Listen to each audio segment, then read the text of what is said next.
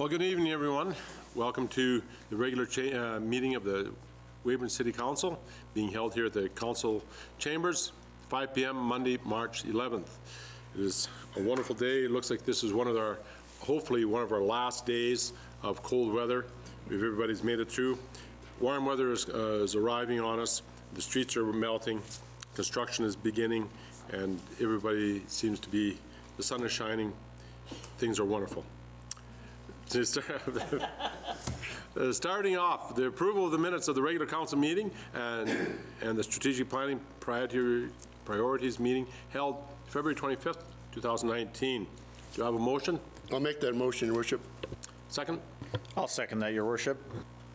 Call the question. All in favor? Carried. Before we start asking for additions to the agenda, I want to introduce to my left Megan Ebel. She is with the Youth Council, and she is sitting in for our mayor, as being acting youth mayor. Any additions to the council agenda? Yeah, none from administration, Your Worship. From council members? Nothing? With nothing, we move forward to public hearings and notices. There is nothing, no delegations, proclamations, or petitions. At this point, we call item number 5, reports from the Weyburn Fire Department. City Manager, please. Yes, Your Worship. So on March 6th, Fire Chief Simon Allman provided a report to Council on some activities during the month of January and February. So during that time, there were 21 calls for service within the city and 5 within the rural area. Of that, I know there was one fire of significance that occurred out at the lake that happened in the first part of February. Also within the report, he talks about some education and fire prevention talks. So he does inspections of properties, so they had 31 of those, tours of the fire hall, which is 2, 4 drills, and then also 2 major reviews of large occupancies. And they also talk about some training and education that they've went through. And then miscellaneous items was in the report about 26 rural burnings that they were received and forwarded, and they're broken down into each one of the areas. Very good. We have, City Clerk, if you could please mark those as that report as being received. Moving forward, consent agenda. Cash activity report. Do you have a motion on that, please? Yes, Your Worship. I make a motion that the cash activity report for January 2019 be accepted as presented. Second? I'll second it, Your Worship. Discussion? No discussion? Call the question. All in favor? Carried. Moving forward, accounts payable. Do you have a motion, please? Yes, Your Worship. I'll make a motion that the purchases in the amount of $9,603,019.05 from February 22nd to March 7th, 2019 be passed for payment. Second? I'll second that, Your Worship. Discussion? Mr. Van Betju. Yes, Your Worship. I was wondering, Finance Minister, or if you, the big payment in there, what that's, like we paid out $9 million this period. So I was just wondering if you could say what the majority of that is for. 8.78 was for the Aon transfer to MAP, the pension transfer to MAP. Transfer? Yeah. Okay. Thank you. Call the question. All in favor? Carried.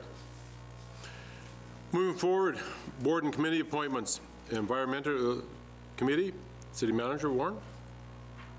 Yes, Your Worship. So we have a new appointee to the Environment Committee, which is Sarah Fitzpatrick. So she was just appointed at the last Environment meeting. Mr. Mickle. Yes, Your Worship. I have a motion that we accept the Sarah Fitzpatrick be appointed to the Environmental Committee for the remainder of 2019. I'll second that, Your Worship. Discussion? Seeing no discussion, all in favor? Carried unanimously. The oil show outdoor liquor requests. City Manager Warren? Yes, Your Worship. So we received a request from the Oil and Gas Show Committee in regards to their upcoming show on June 5th and 6th. So what they're asking for is a liquor license for Tuesday, June 4th from 3 p.m. till 2 a.m., Wednesday, June 5th from noon until midnight, and then Thursday from June 6th, also from noon till midnight. So what they'll do is they'll have all the alcohol served through the Weyburn curling rink like they have in past events, and the permit would cover the entire grounds, and they actually provide a map for you guys to see. For that, they actually have hired security resource group from Regina to provide 24-hour security for the grounds for the event. So this follows all of the required elements for this request. It's the same process we've done for past oil shows. So it meets all the needs for that. Do you have a motion, please? Your worship, I'll make a motion that the request of the Weyburn Oil Show Board to make application to Saskatchewan Liquor and Gaming for a permit to serve alcohol in an outdoor venue in conjunction with the 2019 Saskatchewan Oil and Gas Show to be held at the Weyburn Curling Club and at the Weyburn Fairgrounds as outlined on the map provided for the dates and times requested, and further, the Weyburn Oil Show Board provide a detailed security plan to the police chief and any other requirements of the City of Weyburn Police Chief. I'll second that, Your Worship. Discussion. Seeing no discussion, all in favor? Carried unanimously. Again, the oil show is June 5th and 6th. June 5th and 6th, correct, Your Worship. And one of the main speakers will be Rex Murphy, and who is what is her name again that's coming? There's another one. Can't remember. And she is another Rex Murphy type one. That is, she's very good. So they've got two very good speakers coming to this oil show. Parks maintenance and equipment tender. Mr. Chessel, you're declaring a conflict, and we'll step out for this. Director of Engineering, Mr. Keshta. In 2019, fleet service budget contained provision for the procurement for parks maintenance equipment for a total value of $75,000 for 2 mowers and 4-wheel drive side-by-side utility vehicle. In total, we received 15 bids, out of them 6 from local companies. In reviewing the bids submitted, there were a number of factors considered determining the bid most preferable to the City of Weyburn that include, but not limited to, ability to meet specification, performance, utility, warranty, and price. After reviewing the bids, so the recommendation from engineering department is to recommend that South Country Equipment of Weyburn be awarded Part 1, Mower 1, and Part 2, Mower 2 at the tender price detailed in the attached table, and also recommending that New Age Motorsport of Weyburn to be awarded Part 2, 4-wheel drive side-by-side utility vehicle at the tender price detailed in the previous table.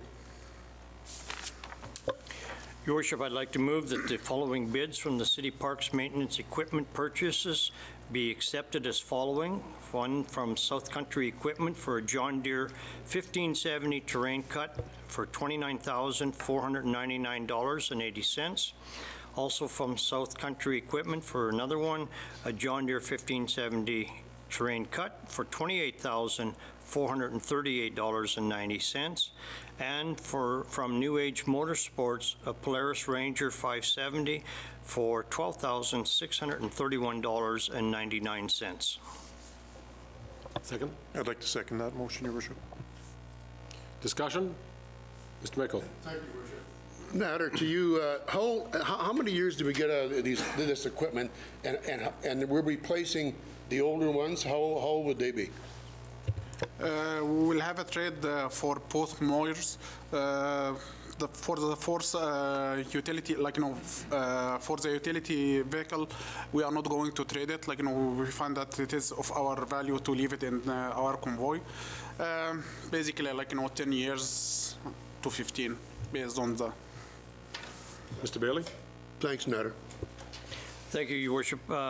Just a comment on it, and we talk here a lot about getting multiple bids on stuff, and all of these pieces of equipment, I am glad to see that we had 5 or 6 suppliers to choose from. So where the numbers came in was good, and that's working good if we can get that many bids on a property, on a piece of equipment or several pieces of equipment. That being said, call the question. All in favor? Carried unanimously.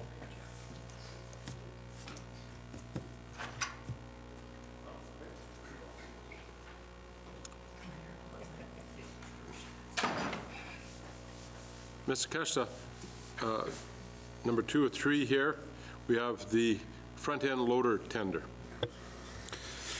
2019 fleet service budget contains provision for procuring a new front-end loader with the city offering a 2000 case 721C loader for trade.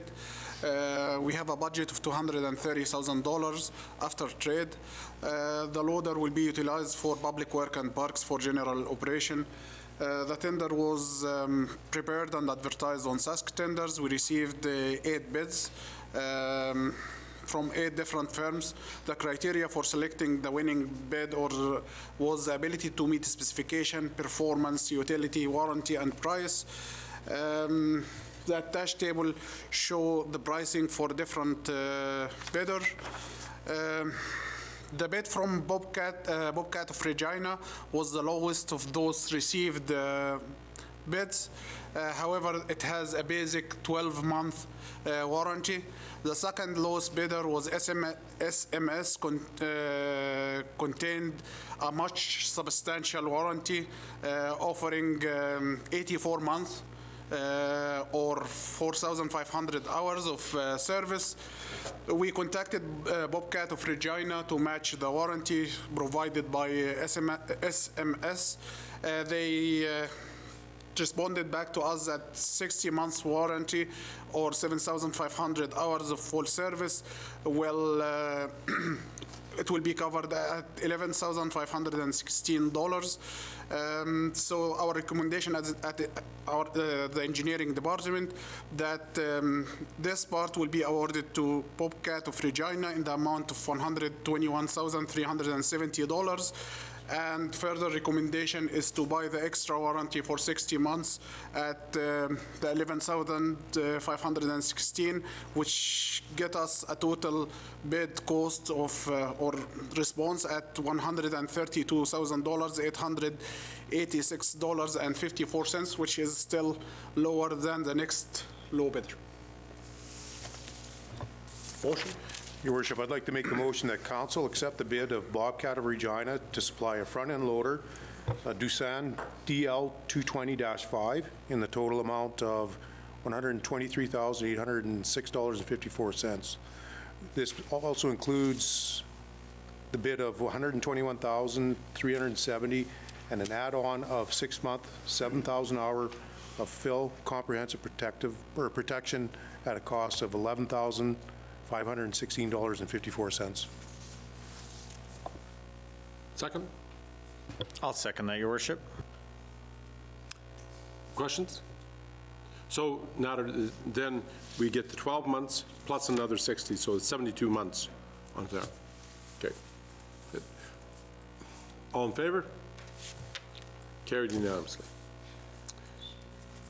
Moving forward, Mr. Keshta, asphalt and paving tender, please.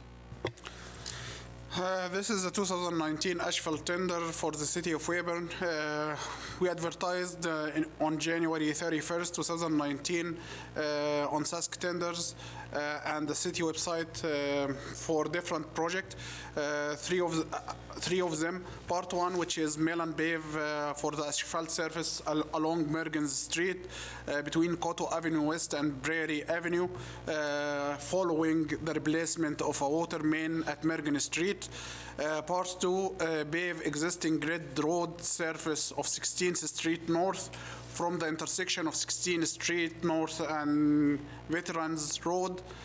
And part 3, stripping the existing asphalt and excavate and rebuild section of 5th Avenue Southeast, extending from 3rd Street to 4th Street.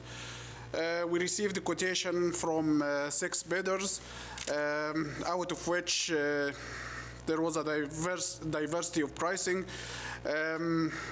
As presented in the table, it is recommended that Part 1 and Part 2 of the 2019 asphalt and paving contract be awarded to United Paving 83 Limited out of Swift Current, and parts 3 for the asphalt tender to be awarded to ASL Paving out of Regina.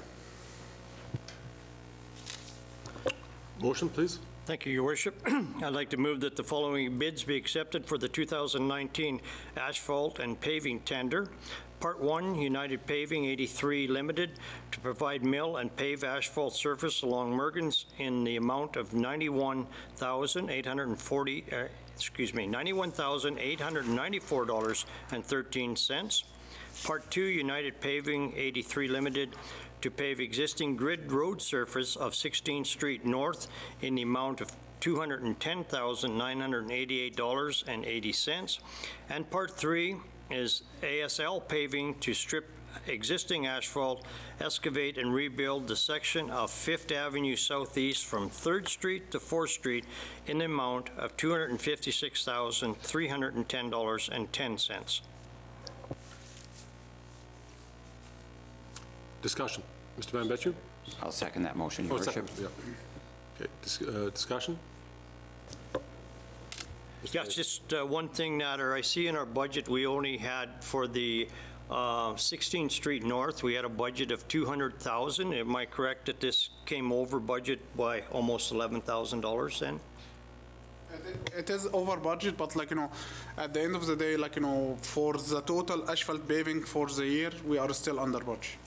So if we lump everything together, we're exactly. still under budget. Yes. Mr. Mickle. Thank you, Worship. Nader, a couple questions. United Paving out of Swift Current. I take it they're a firm that knows what they're doing. That's my first question. The second question is, I don't see anything on this about Government Road or Sims Avenue. Is that in 2018's agenda? It's still going to be done in 2019? We did the reference check for United Paving, and the reference returned back to us as positive reference. Government Road and Sims and the trails is supposed to be, it's carried over from 2018 budget, so it will be done this year. The next question I have, Nader, two of these paving projects could come at the time of the oil show. So we have to be really scientific about what's happening, because you think your hair is gray now, you wait if this plugged up while the oil show is happening. I think you know what I mean. We will coordinate, the activities in order not to contradict with the oil show time frame. The other question I have, Nader, is that there's been kind of an ongoing controversy on this portion of pavement on 16th Street North there. So by paving this and capping it off, this should alleviate the problems of any of the debris coming back up through. We're not putting any, it's simply going to be paving. There's going to be no capping or liner put underneath the pavement. It's just going to be straight pavement, and that should solve the problem. Straight pavement. Okay. Any other, and when is that going to, when do you suspect that will go forward on that? Once we get approval from the council, we will contact the awarded bidders, and we will coordinate with them the time frames that works with them and with the city as well. But it should be more earlier in the spring as opposed to late in the fall, hopefully? Hopefully, yes, but there is different, Again, coordinating of how their schedule yeah. goes. Okay, but it will get done this year.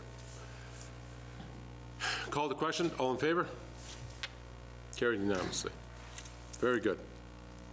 There's no introduction of bylaws. There's no unfinished business. On to new business. We have a discretionary use application with the Creeks care home going in the Creeks area. Mr. Van Betju would like to declare conflict and would step out at this point.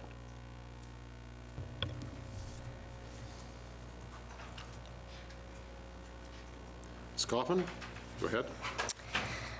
We've had a proposal from Saskatchewan Housing Authority Corporation, who submitted a discretionary use development permit for the construction and development of a new personal care home dwelling style to be located at 137 Dillette Drive.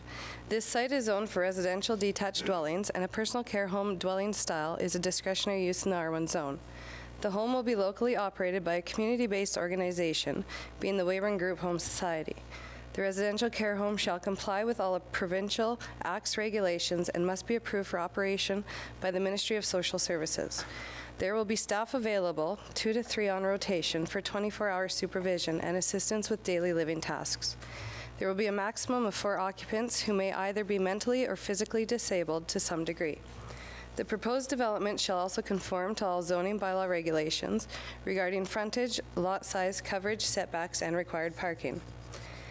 A personal care home dwelling style was added to the zoning bylaw in 2011 to accommodate small-scale care homes and is defined as a facility licensed or approved under the provincial municipal regulations that provides long-term facility or care to residentials for social and personal care, including accommodations, meals, supervision, and assistance for not more than 10 persons, including children who have some limit on ability for self-care and are unrelated to the operator or owner, in a building with architectural style and size typical of a detached dwelling.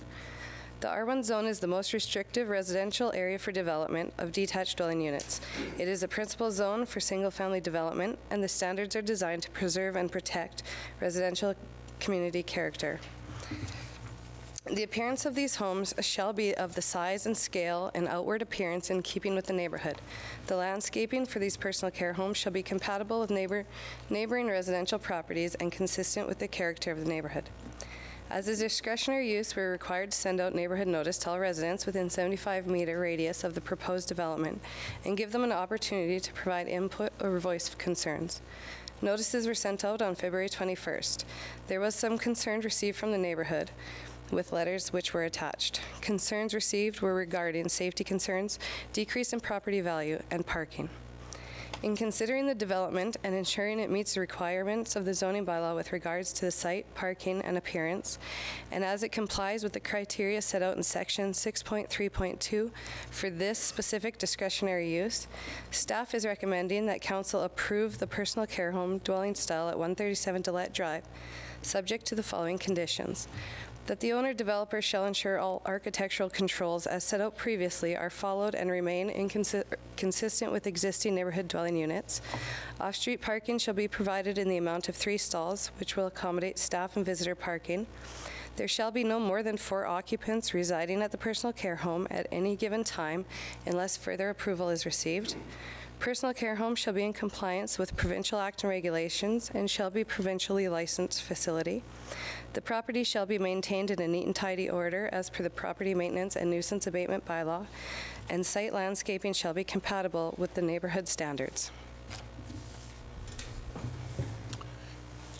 Before we call for a motion here, is there anybody from that area that wishes to speak here tonight? Anybody in the audience? Nobody in the audience? Okay. Your Worship, I'm actually from that neighborhood. Can I speak on their behalf? Go ahead. Pardon me? Or what I'll do is we'll have you discuss it in motion. Okay. So have a motion first, please. Okay. Your Worship, I'll make a motion that the discretionary use permit application for Saskatchewan Housing Authority Corporation for the construction and development of a new personal care home at 137 Dillette Drive, Lot 22, Block 3, Plan 102137835, zoned as R1, be approved with conditions provided. Do you have a second? I'll second that, Your Worship. With the motion being on the floor, Mr. Wheeler, you wish to discuss? Yeah, being from that neighborhood, I've had discussions with the majority of the people living there. The consensus is pretty much, it's not unanimous, but it is a concern. All the people that built there under the understanding that it wasn't an exclusive neighborhood, but it was the closest thing to Weyburn. There was architectural controls, and most of them built their lifetime homes or moved into their retirement homes there. I think the average price of the houses in that area would probably be north of $700,000, which isn't really relevant. But when they made their plans, there was no discussion of group homes in the area. And if there would have been, they may have changed their plans and relocated to a different area, especially the people directly across the street from where this lot is located. And there are concerns. There's a lot of young children in the area. The traffic will be, I've talked to people that work in that industry, and the traffic will go up, although Some people say it doesn't, but if these people are physically challenged or mentally challenged, we are probably the furthest point away from anything in Weyburn. It's 3 kilometers from downtown. The Coliseum would be an additional kilometer away. So to get the residents anywhere, they're going to have to be bused, and that's a concern. Another concern is when we asked Mr. Folk is that there are no guarantees that the level of care at this home would ever change. They can't guarantee that it would stay the same as it is in this proposal. And another twist in that is it's a government agency, and the government changes hands. They can change policy. So there's a lot of unknowns. This particular lot, it just doesn't fit. It kind of dashes the dreams and hopes of the people that live there currently. It will probably impede the development in that immediate area going forward. I know it's not politically correct to say there's a stigma attached to them, but there is.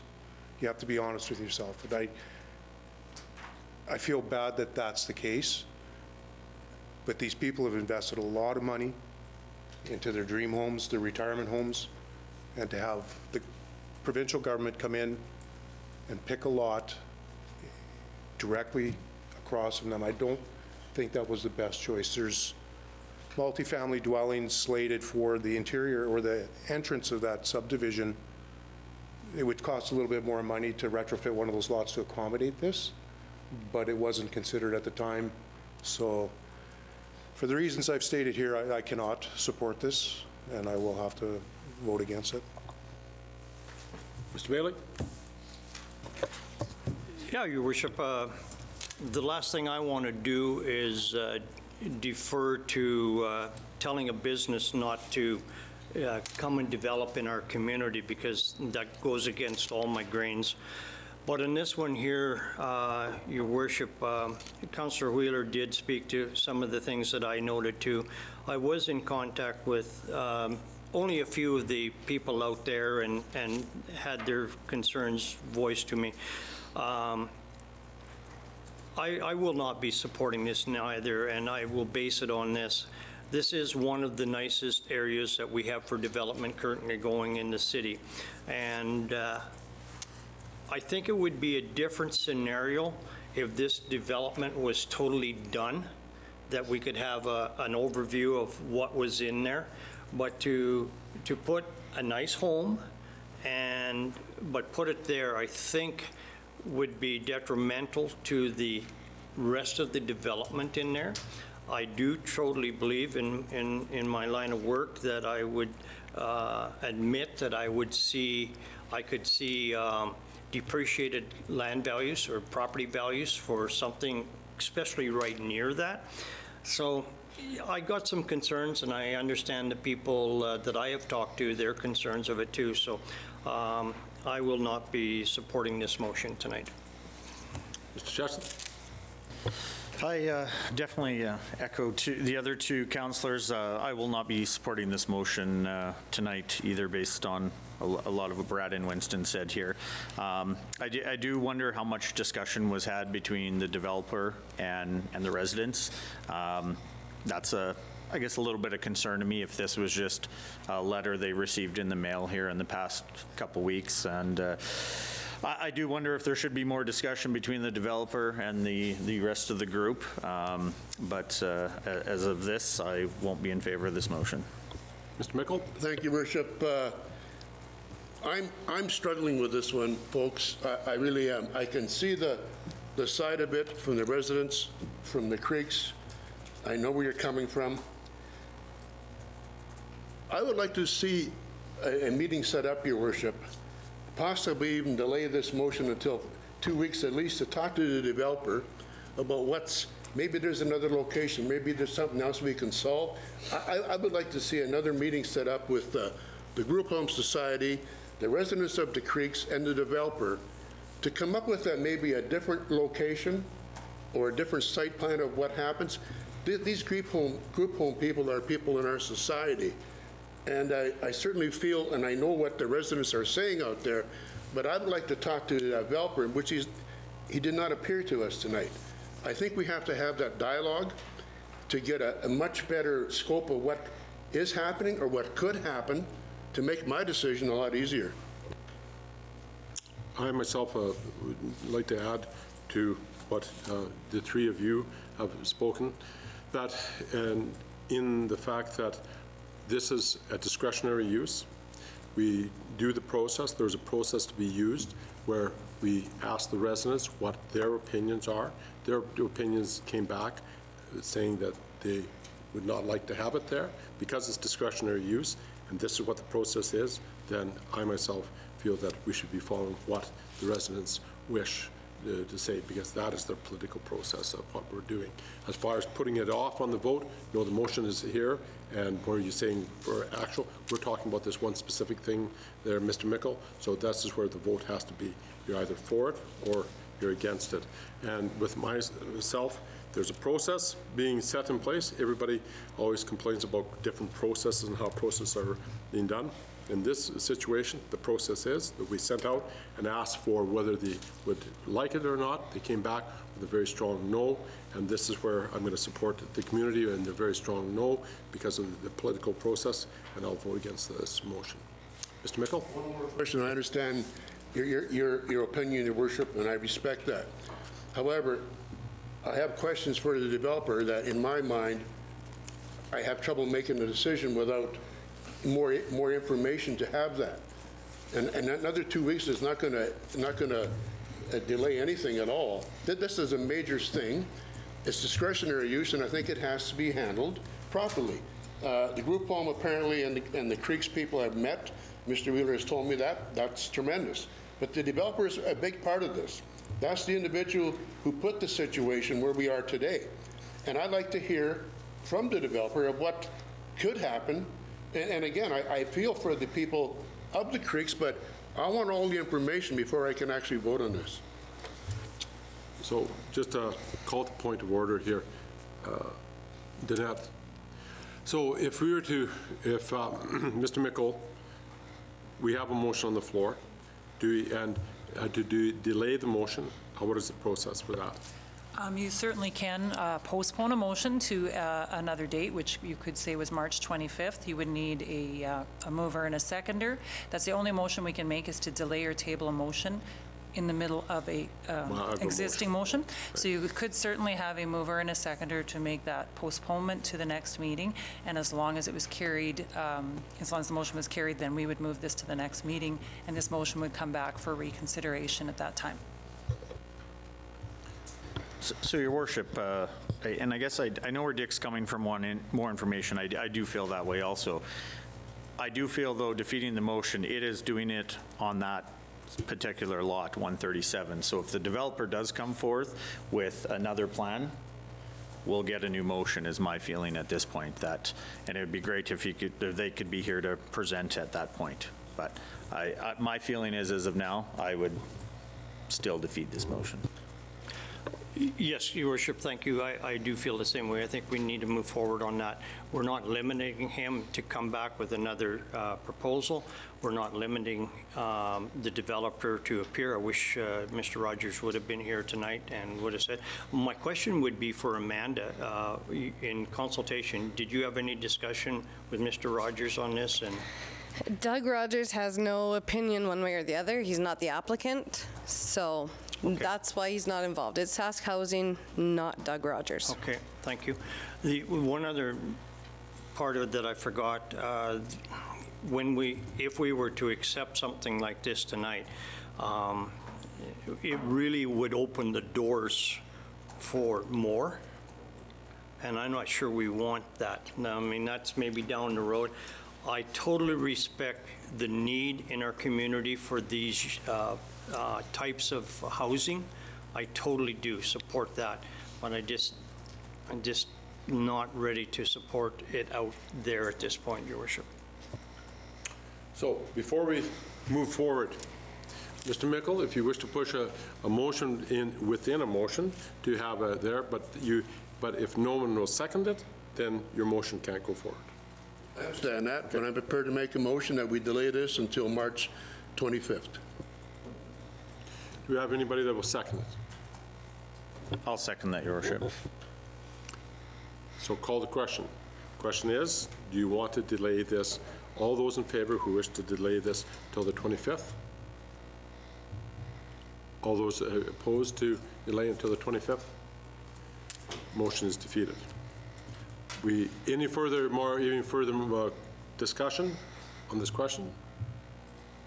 If there's no discussion, no further discussion, all those in favor of allowing the motion to amend? The motion that you will be voting on next will be to approve the discretionary use. Yeah, right. To approve the discretionary use. All those in favor? All those opposed? All those abstained? Abstained. One.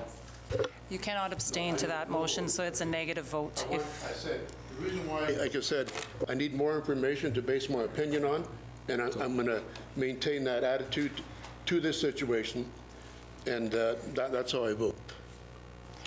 Your worship, if a council member chooses not to vote, then it's voted against. It's considered against. Against. So that motion is defeated. So the motion, so the right to, stated again, for the rezoning or the discretionary has been defeated. The discretionary use has been defeated. Thank you. Your worship, that doesn't mean that this is the end of the group home, potential group home. No. So they can still approach the city, look at other areas, other lots, and at that time, go through the same process again, correct? That's correct. Because there's other areas that are zoned of the proper zoning. There's other areas within the area that is discretionary use zoning, and so they can still keep going forward and looking for other areas within the city. That's correct. So, if you could get Mr. Van Bestu in, please.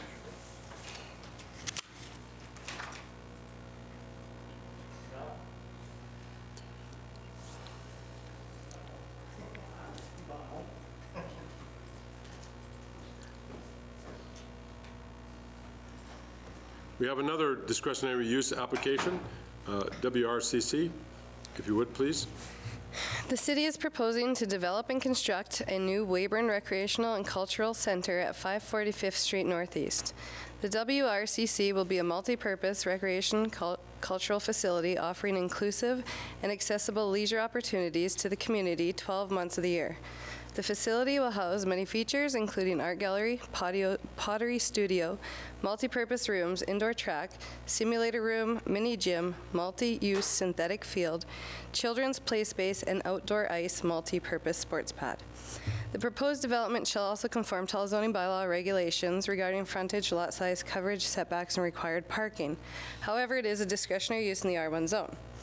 The community recreation facility is defined as a building or part of a building used by the community for social, recreational, and athletic activities, not operated for gain, and which includes, but is not limited to, senior citizen centers and community centers. This project is being built alongside the new elementary school and just next door to the Weyburn Leisure Center. It is the ideal location, centrally located for many sporting activities, recreation activities, and social activities within Jubilee Park in the same vicinity. The outdoor playground and the tennis courts, along with the future outdoor rink. As a discretionary use, we're required to send out a neighborhood notice to all residents within 75 meters of the proposed development, giving them an opportunity for input or to voice concerns. Notices were sent out on February 21st, and the only concern was with regards to the parking. In considering the development and ensuring it meets the requirements of the zoning bylaw with regards to parking and appearance, staff recommends council approve the community recreational facility at 545th Street, subject to the following condition: that the development shall comply with all zoning bylaw regulations. Off-street parking shall be provided in accordance with Section 14 of the zoning bylaw. The property shall be maintained in a neat and tidy order as per the property maintenance and nuisance abatement bylaw. Site landscaping shall be compatible with neighborhood standards.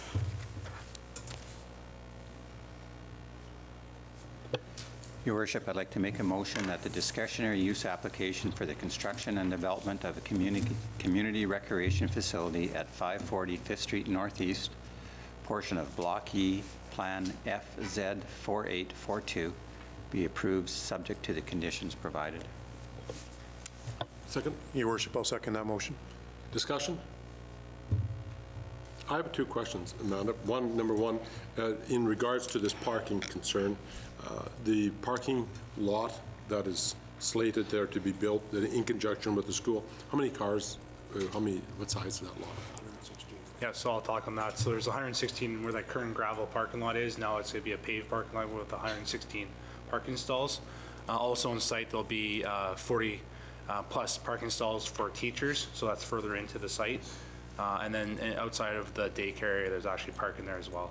So you're almost at close to 200 parking spots. That's so there should be more than ample parking. Yeah, about 170 would be the parking for the space, Your Worship. And the other question is that, I guess, for those who may be kind of questioning us, even though we approved this building and we put out the tenders and we've got all this stuff and we're ready to start building, why are we doing this permit at this point in time? Because we're pulling the permit now at this point in time? We waited for council's approval of the center before we sent out the neighborhood notice, so that we weren't putting the horse before the cart. Right, and that's just the point of It's just a matter of process, yeah. Because again, it gets back to process again, as to where it falls into line of process on this stuff. So, okay, very good. Any other discussion? Mr. Van Betje? Were there any letters of, any negative letters? There were no letters. One of the fellows across the street was just worried that if there wasn't enough parking there, he was worried Fifth Street would become congested, so. All right, well, that's good to hear. Thank you. That being said, all in favor? Approved. Unanimous. Very good. Last one for you. Home occupation. Amanda? An application has been received from Sylvia Gobel to operate a body sugaring business out of her residence at 240 10th Street Northeast, located in an R2 zone in the Highland Place subdivision. The business will operate during the hours of 9 a.m. to 5 p.m., Monday through Friday, by appointment only. This would be considered controversial, as the occupation involves clients being directed to the home throughout the day, with minimal increase anticipated for traffic flow, and parking will be available on the driveway. Home-based occupations are permitted in the R2 zone, but generally deemed controversial, requiring public notification and council review. Neighborhood notices were mailed out February 4th to all neighbors within 75 meters of the applicant's home to give them an opportunity for input or to voice concerns. No concerns were received. The uses identified would be considered controversial under 63311 of the zoning bylaw, having clients directed to the home, but overall the home occupation is compliant with all other zoning bylaw regulations and does not seem to be much reason to deny the permit with regard to the general provisions. As home occupations are permitted in any residential dwelling, staff recommends council approve the home occupation for 240 10th Street Northeast with the following conditions. No person other than the resident of the dwelling unit shall be engaged in the home occupation as an employee or volunteer. No advertisement carrying out the address of the dwelling in which a home occupation occurs may be placed in any media. The face of any home business sign on site shall not exceed .092 square meters and must be placed within the inside half of the front yard setback. Home occupations are subject to periodic review to ensure compliance. Owner's driveway shall be used for off-street parking for the clients, and City of Weyburn business license shall be obtained prior to operation of the home occupation. Do you have a motion, please? Your Worship, I'd like to make the motion that the home occupation application from Sylvia Gobel to operate a body sugaring business from her residence at 240 10th Street, Lot 1, Block 6, Plan T5612, zoned as R2, be approved with the conditions provided. Second? I'll second that, Your Worship. Discussion? Mr. Bailey? Just quizzed of what's sugaring. Body sugaring is equivalent to waxing. Okay.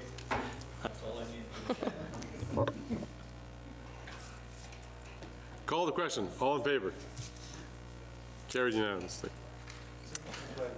All right. Any inquiries and announcements? I guess one of the inquiries, and I'll direct that at Amanda and maybe Mr. Warren here. in this relating back to the oil show and the alcohol permit, we also have last year, or last time it was here, 2 years ago, Pump Jacks will be putting up tents again. Amanda, do Pump Jacks have to get a discretionary permit on that to put up their tents east of Pump Jacks? If it's in the rear yard area, they do not need a development. They don't need any, and they don't need any permit. If they're going to serve liquor in that, or do they need a liquor, a letter again, just like what we're doing, or is that different? Is that different? If they're going to serve alcohol, they have to get new approval from Saskatchewan Liquor and Gaming. But it doesn't have to go through council? Not through council because it's a permitted use, so they have to have approval on their license. Go ahead.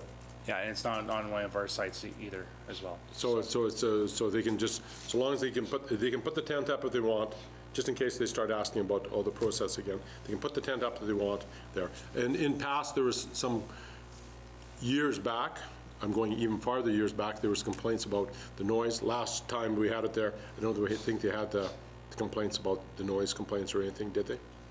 I don't think so. I don't believe we did hear from them on the last oil show at all. No, the oil show before we did, but this last one, I don't think we did, so they kept And our things. worship, our policing's involved as well Yeah, during that time. and that so. thing, so, and it all works, so. Any other comments? Anything else going on at this point in time? So with that, on next Monday, I guess I'm going to be going forward ahead of the police commission. I'm going up to Regina there's two things that I'll be doing in Regina next week, and that will be, number one, on the 18th, we're going to start organizing a Saskatchewan Police Governance Board, or attempt to advise that, so all the different police commissions from throughout the province will be meeting in Regina, discussing of forming an association to kind of streamline what we're discussing with our police forces and also talk to the government. Second thing is that there's going to be a budget meeting. The Saskatchewan budget is going to be coming down on March 20th, so I'll be going there for the pre-budget meeting and then plus sitting in the legislature to listen to the budget to see how things roll out for us, for the cities, and where the government's going to be handing out money to the cities and working with that. Other than that, that is what is on the agenda here this week. There are any other inquiries or announcements? Nothing? There's no notice of motions. So with that, I call a meeting is adjourned.